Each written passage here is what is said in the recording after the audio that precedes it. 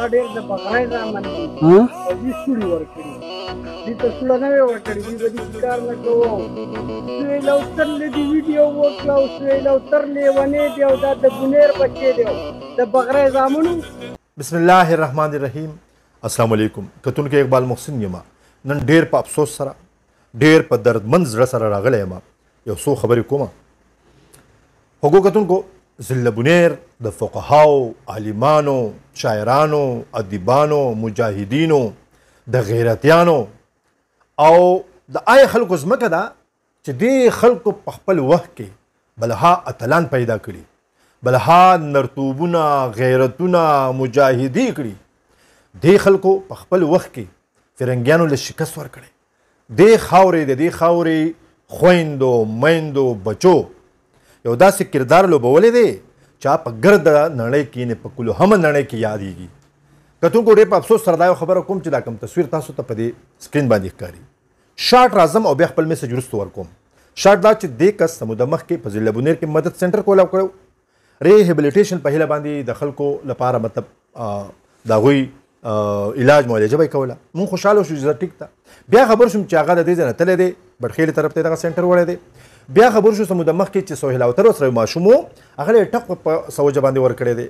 د هغې نه وروستو یو غلطي د بله کړې ده چې سهیل اوتر دغه ماشوم چې د سره دی د علاج دپاره هغه ته د زنانو څه کپړې وغیره یا لوپټه په سر کړې ده او څه داسې حرکات یې کړي دي چې له زنانو سره مطلب ریلیټډ و نه وه په کار. خلکو پې نیوکه کړې ده چې دا تا بد کړي دي وغیره وغیره وغیره. اوس چې زه کومه خبره کوم هغه دا ده. دې ځوانه بل ورځ یو ویډیو کړې ده، یو کس ته تپوس کوي چېرې دا خلک داسې وایي ته څه وایې د بونیر په حواله وغیره. نو دې ځوان دې بدبخته، دې بدقسمته، دې نالایقه به ورته زه ویم د ضلع بونیر د پاکې خاورې، د عظیمې خاورې، د خویندو میندو په حواله دومره نازیبا لفظ کارولی دی او یو پیره نه دوه درې پیرې چا لفظ نه شم ویلی.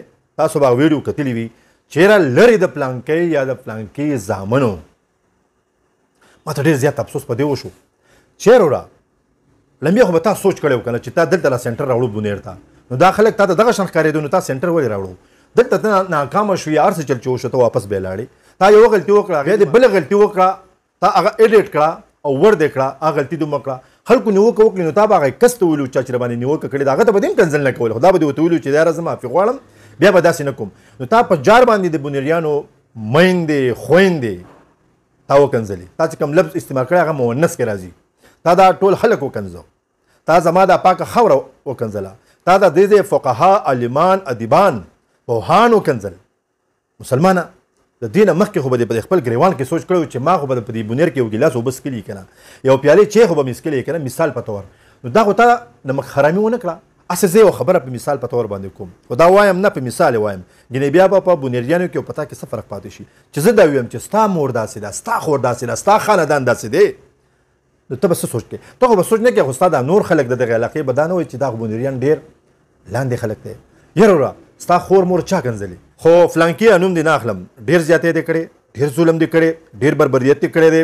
تا چې کوم دی زمونږ احساسات مجروحه کړي دي، تا زما د مشرانو، د کشرانو، د پیغلو، د میندو، د خویندو هغه احساسات چې هغه د امن په خاطر، د رڼا په خاطر، د ورورولۍ په خاطر، د یو بل سره د مینې په خاطر باندې غورځنګونه کوي. نن سبا په ضلع بونیر باندې څه حالت دي او تا د ضلع بونیر د خلکو په حواله باندې دا خبرې وکړې. تا له شرم پکار دی یار، ته لږ فکر وکړه.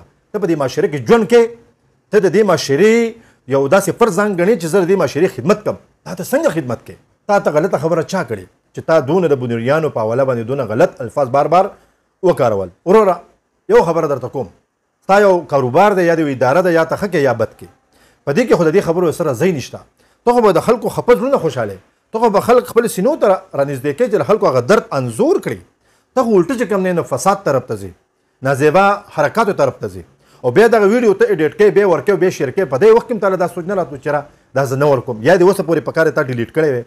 خو بهرحال د تربیت خبره ده، دا اخرنۍ خبره در سره شریکوم. تاسو به شمول کو نور سوچ والا داسې وي چې په ضلع بونیر پسې خبره کوي یا په نور علاقو پسې خبره کوي. په دغه علاقه کې ډېر ښکلی خلک دی، زمونږ میندې او زمونږ خویندې او زمونږ مشران، دا د ټول خیبر پښتونخوا دا شریک دي. ستا دا مور د چا مور ده؟ دا زما مور نه ده، یا زما مور ستا مور نه ده، یا دا زمونږ د خویندې او د میندې چې دي دا د یو بل خویندې میندې نه دي چې تا دومره غلط او نازیبا لفظ استعمال کو. تا لاړم بیا د خپل خدای نه رب نه معافي غوښتل پکار دي په خپل ګریوان کې بیا د خپل نفس نه د خپل سوچ نه معافي غوښتل پکار دي او بیا د ټول ضلع د مشرانو کشرانو خویندو میندو نه معافي غوښتل پکار دي. الله پاک وکړي چې ستا سوچ به شمول نور خلک که داسې وي د هغوی سوچونه پازیټیو شي ټیک شي ښکلي شي او برابر شي. بیا هم که زما نه په لفظونو کې څه غلطي شوي زه به بخښنه وغواړم خو په دې هیله باندې چې زړونه به نه دردو زړونه به یو بل له ټکورو د یو بل په زخمونو باندې به د یو بل په پرهر باندې به مرهم ږدو یو بل به د یو پازیټیو لاین دپاره د یو ښه کارکردګۍ دپاره د انسانیت د خدمت دپاره د لفظونو د غاړې هم او په عملي توګه د کار د غاړې هم کارو کوو. راځئ چې په عملي توګه ګامونه پورته کړو د انسانیت د بقا او د خیر دپاره. السلام علیکم.